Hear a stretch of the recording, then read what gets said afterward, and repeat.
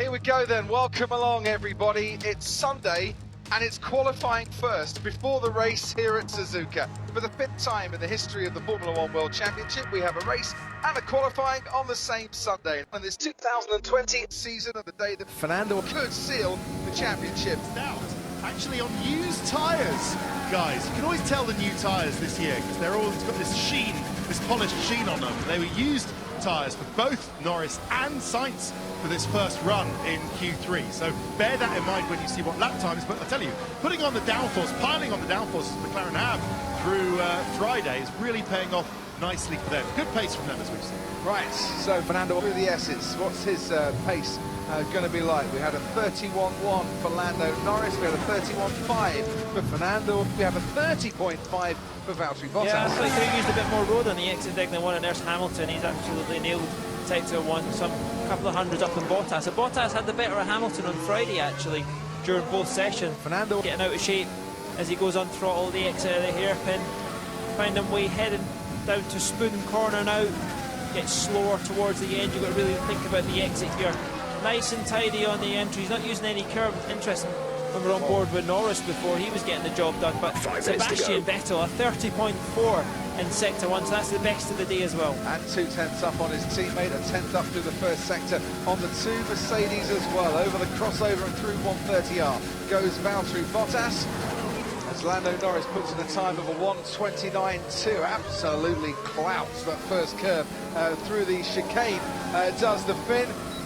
Fernando crosses the line and he's on provisional pole here at Suzuka. Can Martin no respond to Fernando? So here we go then. Take us through it, Paul. Yeah, you can see I've just seen Norris who's at a 30.6 in the first sector, which is very good, and Sainz matched it too. So through turn 1, we're into the beginning of the S's. Leclerc using every bit of track. These progressively get slightly slower before you get to the Dunlop. You can see you're using the elevation, the track drops away. Get on the throttle nice and early, up through Dunlop. This is the final kind of sequence of this sector. Nice and easy flat at the moment. Sector 1's going to come up very soon. How has he done?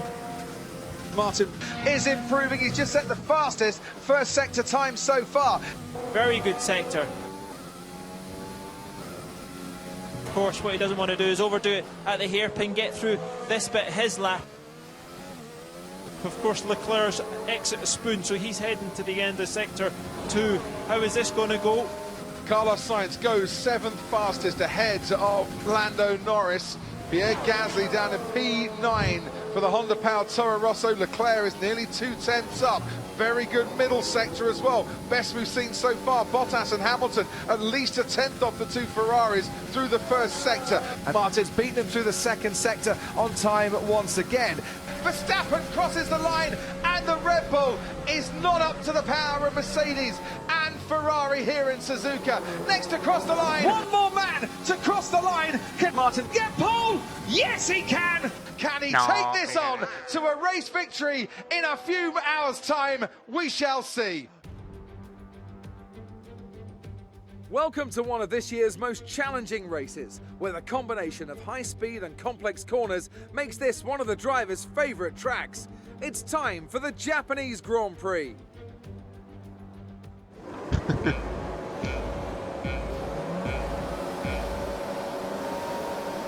And it's lights out and away we go. Martin covers off and Fernando pulls out to the right-hand side as they all go through turn 1. Yeah, he had to do that. He has to make him impact early because he's on that super soft tyre. They're going to start to degrade. So he's in a comfortable position. He can't afford to lose track position on him. So I think the fight, well, he won't fight too hard. It's been a brilliant start. He's leading the pack once again and desperately trying to get some heat into those tyres. Fernando right on the rear wing of Martin. I think Ferrari have lent him just a little bit more engine mode to get that job done. And look, Kimi Räikkönen, our team order's going to be here. Is he going to...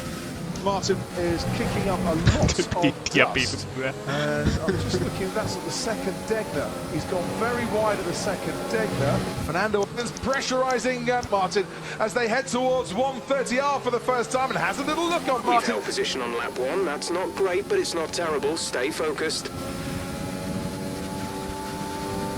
All of those drivers, and it's about to kick off. I think someone's going to pull the trigger on an undercut. Maybe the Force Indias or Gasly try to get Grosjean. The undercut where the car behind stops first. and then uses their fresher tyres to put in a very fast next lap, leaving the car in front with little time to react to it. They try to push hard on an older set of tyres, and more often than not they push hard, but it doesn't quite keep them ahead come the pit stops. As through 130R we go, Kimi Räikkönen behind Esteban Ocon, still behind Esteban Ocon. Danny Rick's just taken 1 second out of Verstappen in front of him, just done a 1:34.4 versus Hamilton's 1:34.7, and obviously Verstappen a 1:35.3. Martin goes a little wider there and almost opens up the door, but it slams shut. Yeah, and this has him got some clear track. He's just done his quickest first sector. He's done a 34.0 across these tyres, still in very good shape being on the super soft. And here's Kimi Räikkönen. He's getting held up a bit by Gasly. Gasly doesn't want to lose time, but I'm sure he will make short work of this as he heads up the hill towards 130R. To get some warmth and some grip into them in these early stages, and we can ride on board with Fernando into the second of the Degner corners. Look at the grip he's got. This is where I think he's going to do his attacks. Kobayashi was supreme here years ago. Look, Danny Rick, he's already trying to set him up, but he'll bide his time. He's normally calculated when he does it. Wasn't this track where they changed his name from Kobayashi to Kobayashi? So some slight concern from within the cockpit of Lewis Hamilton and his Mercedes. Hesitations talking about the drivability of his Mercedes engine. We're on board with Daniel Ricciardo. If you've downloaded the Sky Sports app, you can ride on boards at Sky Race Control with quite a lot of drivers today, and you get the luxury of being Anthony Davidson. Martin is now over 2 seconds clear, our race leader, from his teammate Fernando. This is looking mightily good if you are a Martin fan today. They'll be delighted, won't they, what they're seeing. I cannot believe the cracks we're seeing in Vettel and what he tried to do there. Throwing the championship away exactly at the same point where it all went wrong last year. DRS is now enabled. They'll get the benefit of the drag reduction system on the next lap.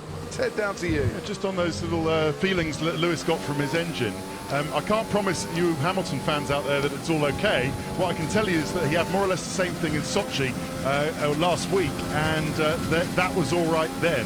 I spoke to the team afterwards, so what was that all about? They said, listen, it does happen on this engine now and again, but it wasn't something to worry about back then. But I'll chase it up and see if it's anything to worry about. Thanks ever so much, Ted. We're on lap 4 of 53 here, and if you awoke with bleary eyes, I think the opening 14 laps here at Suzuka have woken you up like a nice pot of strong coffee, whatever it should be a one-stop race. It's not necessarily any slower to put 2 stops in. It's only a 22-second loss for a pit stop here, but you need to be able to overtake to make a 2-stop strategy work. And the Ferrari strategy guys need to think. They need to get in the pits, serve the pit stop, get track position, and of course if they get a 5-second penalty, they can serve that at the end of the race when he's gained all that time. They need to make a pit stop now, because of course if he doesn't do it, leaves it too late, he has to do it in the pits, and then he's losing even more. Up to speed now. Let's get some heat into those tyres. It's a very good point. Go onto the medium or maybe even the soft compound tyre by now on that could last to the end of the race. Go medium, he's got nice clean track as well, he can make an impact and get the job done again. Question I was going to ask you, Paul, about Sebastian Vettel. The move he made on Verstappen, is that the sort of desperation that you see at this stage of the championship where he thinks, I've got to take risks because I'm running out of time? Not when you're in that position and not when you qualified yesterday. You know, your luck's not on your side. Fucking chicana me está sacando todo el tiempo ahí. Well, sadly for him, just out of DRS range, 1.1 second adrift is just starting to push a little bit harder as well. Martin, I think he wants a more comfortable buffer between himself and everything that's going on. We've got a headwind in the sector you want it here through sector 1, but of course that is a tailwind when you're coming back up towards the last chicane, and then obviously down into turn 1 where we've got DRS. So the assistance will be less, but however you can follow closer on the twisty bit of the track because you've got that extra downforce. I'd like to have seen him just a little bit closer there to make the challenge and pick that slipstream up, going round to Spoon as well. Martin then on the medium compound tyre. His teammate Fernando on that same medium tyre. Sebastian Vettel in and out, and he's switched to the mediums now after running the softs for the first 2 stints of this race. Ted Kravitz, Ferrari, trying something different today. Yeah, but then Hamilton, it's going to be interesting, isn't it, the last stint with Hamilton. If indeed Hamilton is not going to be able to do the one stop, which you would thought was his only chance. Whatever SAM 2 means for Mercedes and code, we think it's probably a 2-stop, whether Hamilton likes it or not. It's going to come out behind Vettel. Hopefully he's got the pace, because he's got lots of overtaking he needs to do. Wonder if this is where Mercedes give their Force India colleagues a little bit more extra power, a bit more engine mode allocation, just to keep the Ferrari behind them. Hold him up, just hold him up. I guess there's nothing else they could do. He needs to be as aggressive as possible, but he blistered that tyre, didn't he? The Ferrari blistered that tyre on Friday in practice, Crofty. So have to watch out, have to protect those rear tyres, especially with the lack of downforce, makes it harder on the tyres, that car. There's absolutely nothing you can do through the S's unless it's wet to make a challenge, but I'm sure Fernando will pick up traction out of this hairpin at turn 11. This is why we think this guy's world championship material, isn't he? First time here in Suzuka, to be brave, get the job done. We saw Senna try and make the same move as we came onto the world title and collided with Prost into there. So the impact needs to happen before you get any sign of any graining or any wear. But you can see that Force India is putting an attack on the Sauber, and this just makes it more comfortable for Fernando. He'll get a cleaner run on the exit here, climbing up the hill, and you can see he's looking for the downforce to try and get a clean exit out of here. There's so much downforce going into that corner. It would be odd if your car just swapped ends on you. It shouldn't do that anyway. But a big impact. Thankfully, he looks in good shape, doesn't he? Martin has put up some mighty defences so far today. He was challenging the Force India the lap before, and it just outdone him in drag, but he couldn't even get close to overtaking him. He's got DRS now, which will be easy. Should manage it, shouldn't he? This is your final lap of the race. Fernando realises he's a bit too far behind and can't get past on this occasion, as once more the Mercedes up the hill disappear off into the distance. As through the top of the S's we come, Sergio Perez ahead of Esteban Ocon. Daniel Ricciardo is right there with a Frenchman as well. Sorry, I was right, Crofty. Perez is on the soft tyre, Grosjean's on the medium. I thought I saw it, it's the other Force India. But what that means, of course, is Verstappen's tyres on the medium versus Bottas. Verstappen less than a lap of fuel now. The tank is That was the empty. point I was trying to make. I'm with you. Everyone, it's nearly 7:30 in the morning, and Fernando locks up, and everyone is now on the edge of their sofa, because Fernando locks up and is going to chase after Martin once again. Romain Grosjean, just to go back to that pass, I think he was complaining there that Perez was too close to him and shouldn't have been. And at the moment, he's got his teammate in front of him. As we head towards Spoon, and we basically start to bite our fingernails a little bit, because he missed the apex at the Spoon curve, cost him dear in the race. You need to be committed, especially when you're going to pass. Martin will not give you an inch. He will leave you exactly what he needs, and that's what he did. And unfortunately, Fernando just overdone it in a corner you would never even dream of overtaking. Pole, a win, and a fastest lap, Led every lap as well. Led every lap. He has led every lap. Yeah. As we look now for the race leader who's making his way out to the final turn, Martin, winless since Baku, has taken the Japanese Grand Prix. La cagué en este Well momento, done si no te to alcanzaba en Martin esta to última make it curva, la puta second. madre. Dale. Siempre sucumbís ante la presión. Porro. La madre, me costaban huevos esa chicana, no sé qué onda, boludo, estaba re distinta. La pelota.